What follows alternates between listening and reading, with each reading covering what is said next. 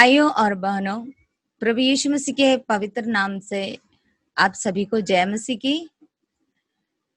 मैं बिंदु रंजन ग्लोबल मुक्ति फाउंडेशन यूट्यूब चैनल में आप सभी को मैं स्वागत करती हूँ। आज हम एक विषय के बारे में देखेंगे, वो है आत्मिक परिपक्वता में हम कैसे बढ़े। इस विषय में जाने से पहले हम अपने आंखों को बंद करेंगे और उस परमेश्वर की ओर देखेंगे। पिता परमेश्वर, हम आपको धन्यवाद करते हैं सुंदर समय के लिए। प्रभु, आपने हमें ये समय दिया है ताकि हम आपके वचन का मनन करें और आपका नस्तिकता में आने के लिए प्रयास करें। प्रभु पवित्र आत्मा हमें उसके लिए मदद करे। आपकी सहायता का बिना हम कुछ भी नहीं है। प्रभु, हम धन्यवाद करते प्रभु यीशु उन सभी लोगों के लिए प्रभु जी जो हमें देख रहे हैं प्रभु, और जो हमें देखेंगे प्रभु जी, इस वचन को सुनेंगे प्रभु, उन सभी को प्रभु आप आशीष करे और आप हम लोग से बातें करें प्रभु जी। हम धन्यवाद करते हैं प्रभु जी आपकी सारी आशीषों के लिए। हालेलुया, धन्यवाद देते प्रभु यीशु।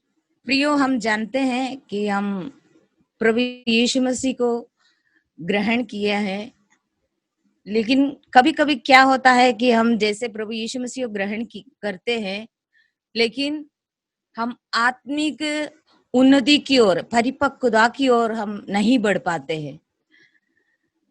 कभी जो विश्वासी को जब देखते हैं तो आज भी वैसा ही है जैसे उसने जन्म लिया था मसीह में, वैसे ही हम उसको पाते हैं। लेकिन परमेश्वर का वचन कहते हैं जब हम प्रभु में बढ़ते हैं तो प्रभु में, जब प्रभु यीशु मसीह को जब हम ग्रहण करते हैं तो हमें आत्मिक रीति से बढ़ना और परिपक्वता में बढ़ना ये जरूरी होता है। तो आत्मिक परिपक्वता में हम कैसे बढ़ सकते हैं? हम कुछ वचनों को देखेंगे। इफिसियों का किताब उसका 2 अध्याय का 10 पद को हम पढ़ेंगे। इफिसियों का किताब 2 अध्याय उसका 10 पद में ये बताते हैं, क्योंकि हम उसके बनाए हुए हैं और मसीह यीशु में उन भले कामों के लिए सिरजे गए हैं जिन्हें परमेश्वर ने पहले से हमारे करने के लिए तैयार किया है। देखिए प्रियो, यहाँ पे कहते हैं कि परमेश्वर हमें इसलिए बनाया है, इसलिए हमें सिरजा है कि परमेश्वर को हमारे जीवन के बारे में एक बहुत बड़ा योजना है, एक विशेष योजना परमेश्वर हम सभी के बारे में रखते हैं। इस कारण से प्रभु यीशु मसीह में हमें उन भले कामों के लिए सिरजे गए हैं।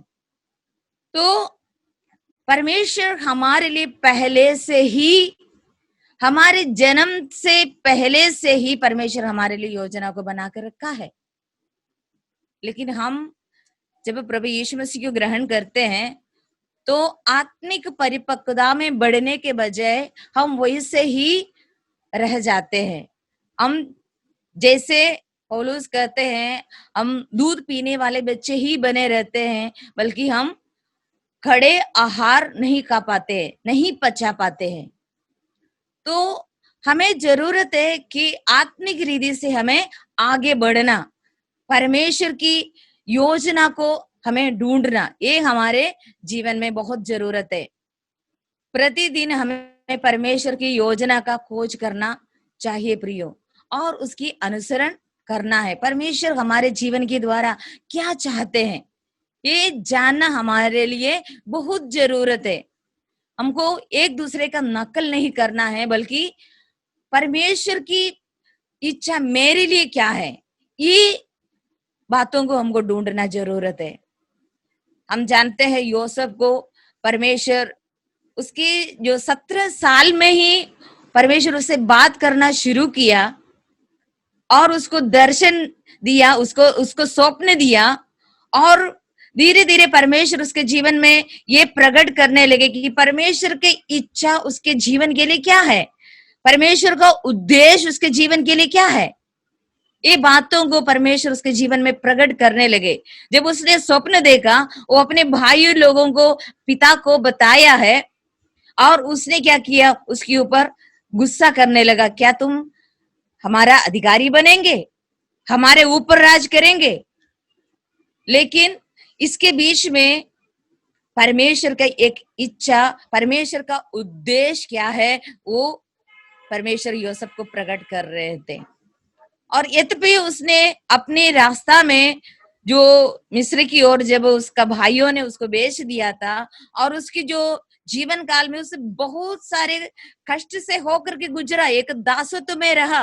हम जानते दासत्व में रहने का जो अनुभव क्या होता है। दासत्व में रहते हैं तो हमें कोई फ्रीडम नहीं होते हैं, हमें मालिक का हर बातों को मानना और उसके अनुसरण करना होता है। लेकिन यहाँ पे हम यूसुफ को देखते हैं, वो कोई सवाल नहीं खड़े किए और क्या करते, परमेश्वर का इच्छा को ढूंढ रहे थे।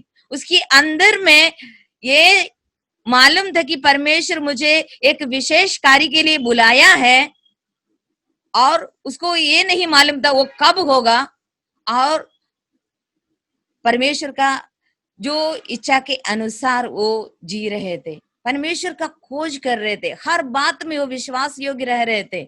जहां कहीं भी परमेश्वर उसको रखा है, परमेश्वर के साथ वो विश्वास योग्य रहा, और परमेश्वर की इच्छा को वो ढूंढते रहा।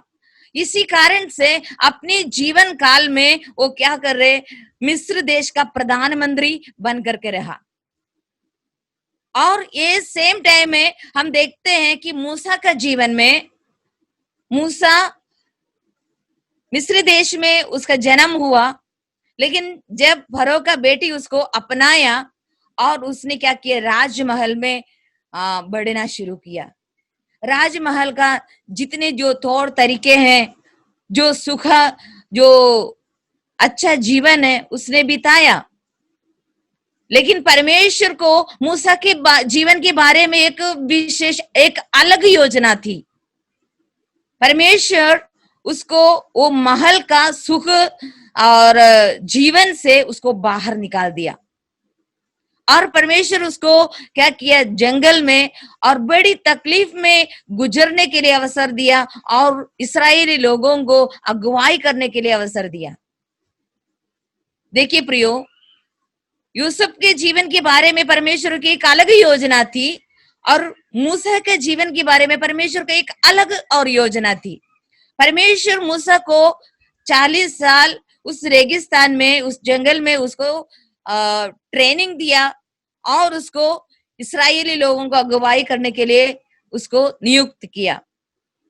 और हम जानते हैं इस्राएली लोग कैसे हैं, वो इतने कुड़कुड़ाने वाले लोग थे। यद्यपि उसके सामने में परमेश्वर सब कुछ दे रहे हैं, परमेश्वर उसको सुरक्षा दे रहे हैं, और इसके बावजूद भी वो परमेश्वर के विरुद्ध में कुड़कुड़ा रहे थे, और परमेश्वर की दास मूसा के विरुद्ध में कुड़कुड़ा रहे थे।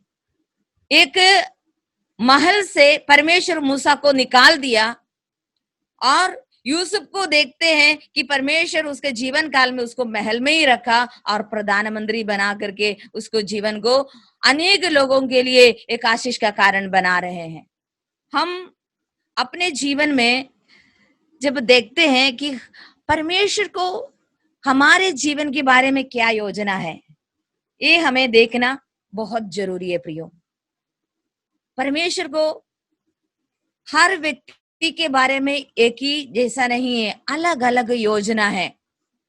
किसी व्यक्ति को परमेश्वर यूरोप में बुलाते हैं सेवकाई के लिए, तो उसी के भाई को ही या बहन को परमेश्वर दूसरी और जगह में बुलाते हैं, कठिनाई में होकर के प्रभु का सेवा करने के लिए। क्या ये एक दूसरे को देख करके कुड़कुड़ाएंगे या अंदर को दिखाएंगे तो परमेश्वर की योजना उसके जीवन में प्रकट नहीं होगा। मान लीजिए मूसा उस महल में ही रहने का योजना बनाते हैं, तो परमेश्वर का इच्छा को या योजना को खो देता। और इसी रीति से हमें ये जानना बहुत जरूरी है कि परमेश्वर को मेरे जीवन के बारे में क्या योजना है, किस परिस्थिति में परमेश्वर मुझे रखना चाहते हैं, और किस प्रकार की सेवकाई परमेश्वर मेरे जीवन के द्वारा करना चाहते हैं। इसको ढूंढना, हर दिन इसको ढूंढना और उसको पहचानना हमें बहुत जरूरत होता है। तभी हम अपनी सेवकाई में परमेश्वर की इच्छा की ओर बढ़ेंगे और परमेश्वर की जो उपस्थिति, परमेश्वर की सामर्थ हमारे जीवन में प्रकट होंगे प्रियो। और इसलिए हमें जरूरत है कि हमको परमेश्वर का और नस्तिकता में बढ़ना। क्या आप अपने जीवन में अपने तंगियों को देकर के, दूसरों को आशीष को देकर के कुड़कुड़ाते हैं? यहाँ परमेश्वर उसको बहुत सारे चीजें दिए हैं, बहुत सुख, धन, जमीन, घर, सब कुछ दिए हैं, लेकिन मुझको तो कुछ भी नहीं है। मैं तो कष्ट में, दुख में, एक वक्त की रोटी के लिए हम कष्ट में रहते हैं। क्या हम कुड़कुड़ाते हैं?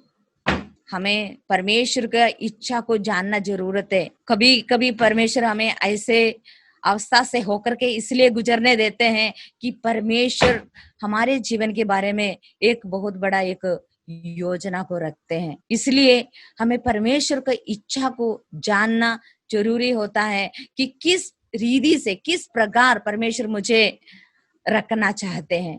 तो दूसरा जो है, हमें ईर्ष्या नहीं करना है। जब हम दूसरों को देखते हैं, उसको बहुत सारे चीजें हैं और उसकी जो उन्नति को देख करके हमको ईर्ष्या या अपने जीवन में जलन नहीं रखना है, लेकिन जिस परिस्थिति में परमेश्वर हमें रखा है उसको एक्सेप्ट करना है और उसके अनुसार हमें आगे बढ़ना है। जब हम नम्रता के साथ आगे बढ़ेंगे, अनुसरण के साथ आगे बढ़ेंगे, तो परमेश्वर हमें आशीष करेगा और हमें और अनुग्रह की ओर, ऊंचाई की ओर हमें लेकर चलेंगे।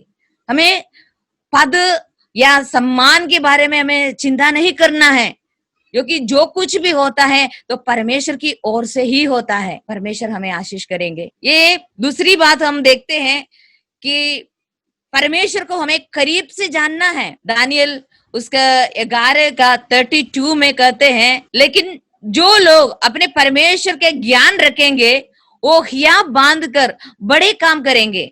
हालेलुया। परमेश्वर का ज्ञान रखना बहुत जरूरी है। जब परमेश्वर का ज्ञान हमारे अंदर में आएंगे तो परमेश्वर की सामर्थ हमारे जीवन में आएंगे प्रियो।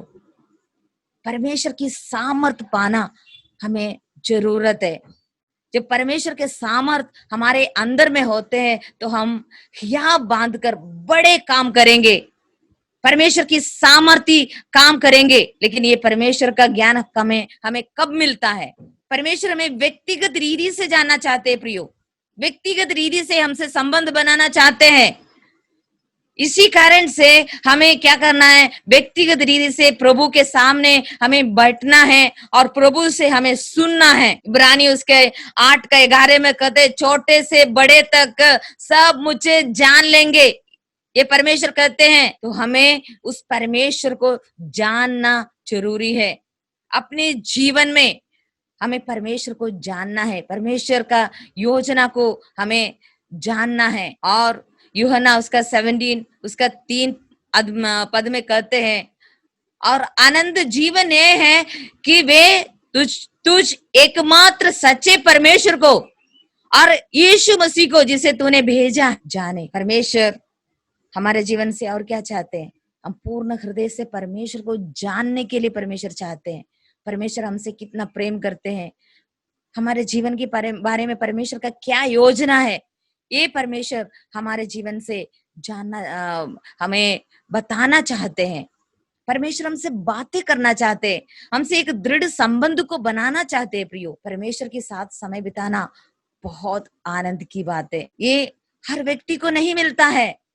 जो उसके लिए इच्छुक है, जो प्रभु के साथ समय बिताने के लिए अपने आप को सौंप देते हैं, परमेश्वर अपने आप को उसके सामने प्रकट करते हैं, अपनी इच्छाओं को, अपने रहस्य को, गूढ़ बातों को उसके जीवन में प्रकट करते हैं। तब हम हिया बांध करके उस बड़े काम करते हैं प्रियो, प्रभु जो जैसे हमारे जीवन के द्वारा चाहते हैं। इस कारण से हमें परमेश्वर के साथ समय बिताना बहुत जरूरी है। पौलुस ये कहते हैं फिलिपी उसका 3 अध्याय का 10 पद में, मैं उसका और उसके मृत्युंजय की सामर्थ को और उसके साथ दुखों में सहभागी होने का मर्म को जानूं। पौलुस का हृदय का यही इच्छा था कि मैं उसके और उसकी मृत्युंजय का सामर्थ और उसके साथ दुखों में सहभागी होने का मर्म को जानूं। पौलुस के जीवन को देखते हैं तो पौलुस कितना कष्ट प्रभु यीशु मसीह के लिए उठाया। ऐसे कोई भी व्यक्ति इतना कष्ट नहीं उठाया हो, लेकिन पौलुस कहते हैं मैं सबसे बड़े दुख को प्रभु यीशु मसीह के नाम के लिए उठाया है और उसकी मृत्यु की समानता को प्राप्त करो। यही पौलुस के जीवन का इच्छा थे। फिलिपी 3 अध्याय उसका 12 पद से जब हम देखते हैं तो वहां पे पौलुस कहते हैं कि इतनी कष्ट प्रभु के लिए उठाने के बावजूद भी पौलुस कह रहे हैं कि मैं उसके लिए दौड़ रहा हूं कि उसको किसी भी रीति से प्राप्त करूं। यहाँ पे कह रहे हैं फिलिपी उसका 3 अध्याय का 12 पद में, यह मतलब नहीं कि मैं पा चुका हूं या सिद्ध हो चुका हूं, पर उस पदार्थ को पकड़ने के लिए दौड़ा चला जाता हूं जिसके लिए मसीह यीशु ने मुझे पकड़ा था। देखिए, इतनी प्रभु यीशु मसीह के करीब रहने के बावजूद, प्रभु यीशु मसीह के बातों को, आवाज को सुनने के बावजूद पौलुस कह रहे हैं कि मैं उसके लिए क्या कर रहा है, दौड़ा चला जाता हूं। मैं उसके लिए परिश्रम कर रहे हैं। मैं सिद्ध नहीं हुए हैं बल्कि सिद्धता की ओर हम दौड़ रहे हैं। अगर पौलुस ऐसे कहते हैं तो हमें कितना, उस दौड़ के लिए हमें कितना परिश्रम करना चाहिए प्रियो। अपने जीवन को उस प्रभु की इच्छा के लिए कितने हमको और परिपक्वता की ओर हमें बढ़ना है। कितना हमको प्रभु के साथ समय बिताना है। जो परमेश्वर को गहराई से जानने का इच्छा रखता है उसे हमेशा परमेश्वर को सुनने वाला होना चाहिए। परमेश्वर की सुनने वाला और परमेश्वर को इच्छा को जानने वाला। मत्ती उसका 4 का 4 पद में हम लोग देखते हैं, बाइबल में ये कहते हैं, मनुष्य केवल रोटी ही से नहीं परंतु हर एक वचन से जो परमेश्वर के मुंह से निकलता है जीवित रहेगा। तो हमें हर वक्त रोटी के लिए ही परिश्रम नहीं करना है, बल्कि उस परमेश्वर के उस वचन को अपने हृदय में रख करके उस वचन के अनुसार चलने के लिए भी हमें प्रयत्न करना है। ये जरूरी है प्रियो। हम आज क्या करते हैं, एक पेट के लिए हम बहुत प्रयत्न करते हैं, धन संपत्ति के लिए हम प्रयत्न करते हैं, अपने जीवन को सिक्योर बनाने के लिए हम प्रयत्न करते हैं। परमेश्वर का उस वचन को अपने हृदय की पट्टियों में लिखने के लिए, उस वचन के अनुसार चलने के लिए हम उतने प्रायोरिटी नहीं देते हैं, महत्व नहीं देते हैं। हम चलते हैं या हम सोचते कि हम जानते हैं सब कुछ, लेकिन हम कुछ भी नहीं जानते हैं। अगर हम जानते हैं परमेश्वर की और नजदीकता में आते हैं तो हम अपने आप को और नम्र बना करके परमेश्वर की इच्छा के अनुसार अपने जीवन को बिताएंगे। लेकिन परमेश्वर चाहते कि हम उस रोटी से ज्यादा, जो नाशवान है, रोटी से ज्यादा परमेश्वर की वचन को, जो जीवित है, जो हर वक्त हमारे लिए काम आते हैं, अनंत जीवन की ओर हमें ले चलते हैं, उस वचन के लिए हम अपने जीवन में परिश्रम करें। लूका उसका 10 अध्याय का 42 में ये कहते हैं, उस उत्तम भागों को मरियम ने चुन लिया है जो उससे छीना ना पाएगा। हम लोग जानते इस घटना को, जब यीशु मसीह मरियम और मार्ता के घर पे आते हैं और मार्ता अलग अलग कामों में व्यस्त रहते हैं, खिलाने पिलाने और मेहमान नवाजी करना, ये सब गलत नहीं है प्रियो। लेकिन मरियम क्या किया है, उस यीशु मसीह के चरणों पर बैठ करके उसके बातों को सुनते हैं और उस जीवित वचन को अपने हृदय में रखने के काम करते हैं। तो यीशु मसीह कहते हैं कि ये जो भाग उससे कोई भी नहीं छीन सकते हैं। मरियम ने अच्छा काम किए हैं। हम आज क्या काम करते हैं? क्या उस मरियम के समान हम प्रभु यीशु मसीह के चरणों पर बैठ करके अनंत जीवन की बातों पर मन लगाते हैं? क्या प्रभु का इच्छा को खोजने का कोशिश हम करते हैं? परमेश्वर के साथ समय बिताने का आदत डालना हमें बहुत जरूरत है। नींद में भी हमारे कान को खुला रखना बहुत जरूरी है प्रियो। पहले सामुएल उसका 3 अध्याय का 10 पद में हम लोग देखते हैं कि यहोवा सामुएल को बुलाते हैं और उसने नींद में ही उस आवाज को सुनते हैं और उसने ये सोचा पहले कि एली मुझे बुलाया होगा, और परमेश्वर 3 बार उसको बुलाते हैं और उस 3 बार सामुएल उस बातों को सुनते हैं, परमेश्वर की आवाज को सुनते हैं और ये उसने जान लिया कि परमेश्वर यहोवा ही मुझे पुकारते हैं। हमें अपनी कान को, अपनी आत्मिक कान को खोल के रखना बहुत जरूरी है कि परमेश्वर हमसे क्या कहना चाहते हैं, प्रभु की योजना हमारे जीवन के लिए क्या है, ये जानने के लिए हमको परमेश्वर की नजदीकता में आना बहुत जरूरी है।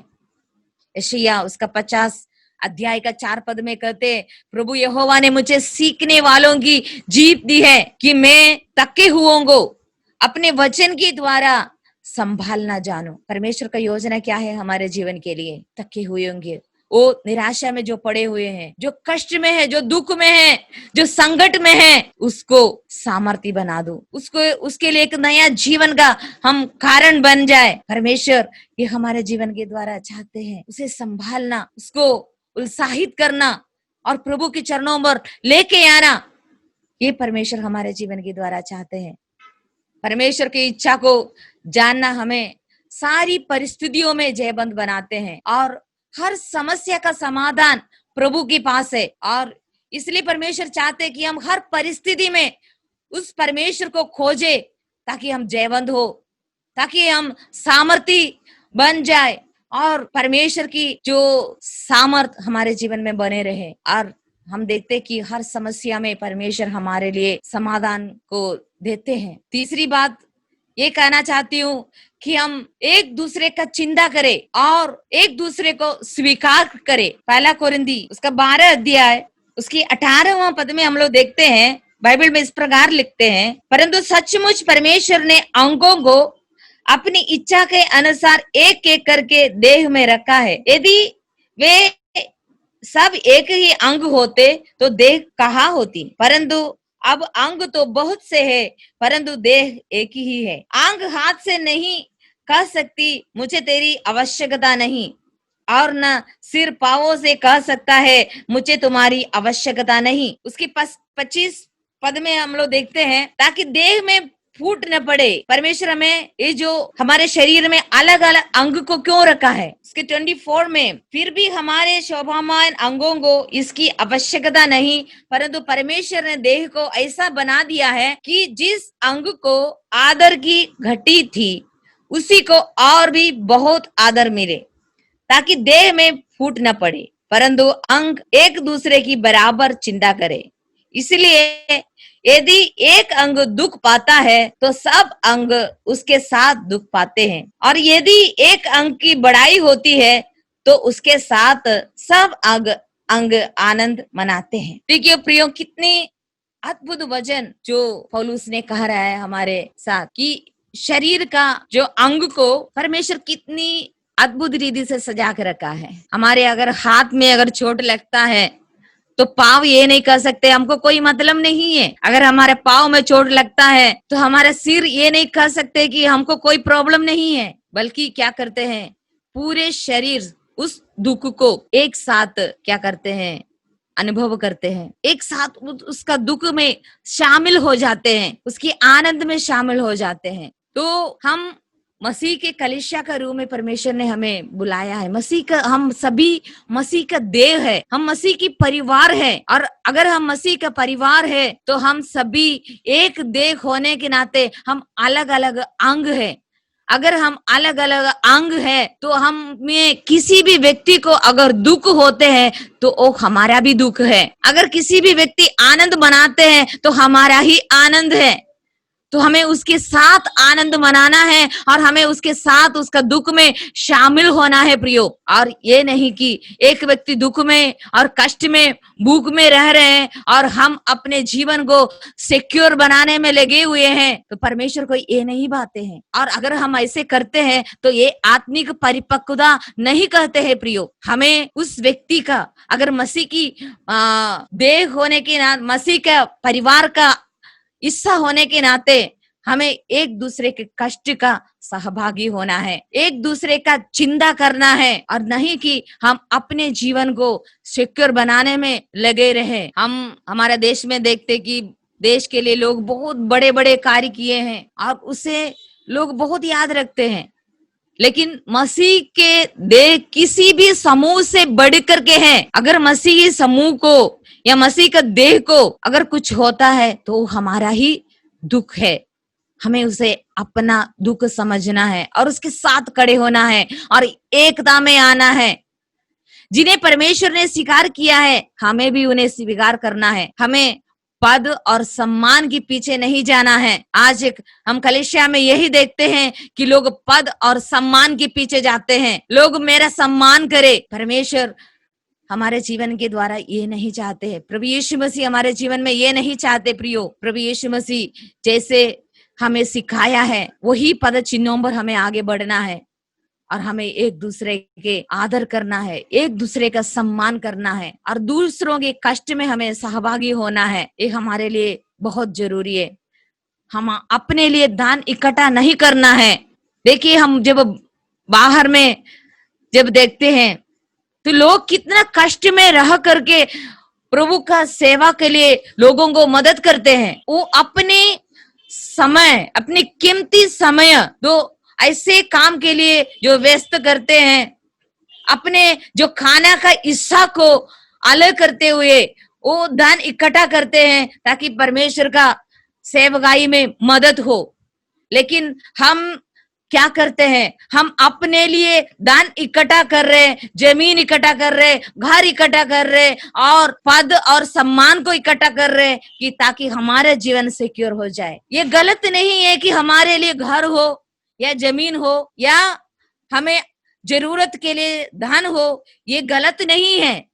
लेकिन जरूरत से ज्यादा अगर हमारे पास है तो हमारे भाई जो कष्ट में रहते हैं हमें उनको याद करना जरूरत है। आज हमें आवश्यकता नहीं है कि बाहर से लोग कोई हमारे मदद करे, बल्कि हमारे देश में ही परमेश्वर इतनी आशीष दिया है कि हम एक दूसरे को मदद कर सकते हैं। क्या आज हम तैयार हैं एक दूसरे को मदद करने के लिए? क्या आज हमारे सही भाई का और बहन का चिंता हम करते हैं? आज बहुत सारे लोग जो प्रभु के लिए सच्चे सेवक बन करके कष्ट में रह करके प्रभु का सेवकाई करते हैं, वो कभी ये कंप्लेंट नहीं करते कि मेरे पास नहीं है, लेकिन वो जिस परिस्थिति में है उस परिस्थिति में प्रभु का सेवा करते हैं। उसके अंदर में इतना चाहते कि प्रभु का राज का बढ़ोतरी हो, लेकिन हम उसके जो कष्ट को नजरअंदाज करते हुए और उसके कष्ट में सहभागी नहीं होते हुए हम अपने लिए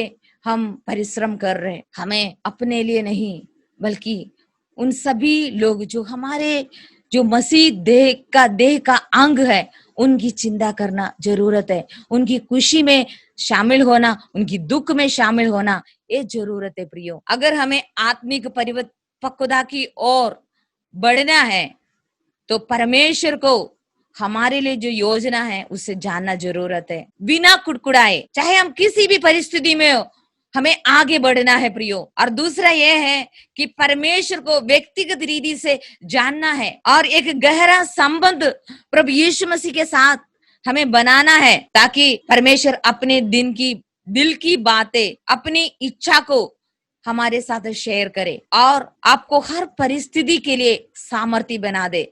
जैसे नहम्याह को परमेश्वर ने सामर्थी बना दिया था, इसराइल का जो दीवार को बनाने के लिए उसने लोगों को इकट्ठा किया और लोगों को ढाढ़स बांधाया और परमेश्वर की सामर्थ उसके साथ था। इसी कारण से सब मिल करके उस काम का अंजाम दिया। इसलिए हमें हर परिस्थिति में प्रभु के साथ बने रहना है। उस दृढ़ संबंध की उस गहराई तक हमें जाना है और ये जानना जरूरत है परमेश्वर की इच्छा क्या है।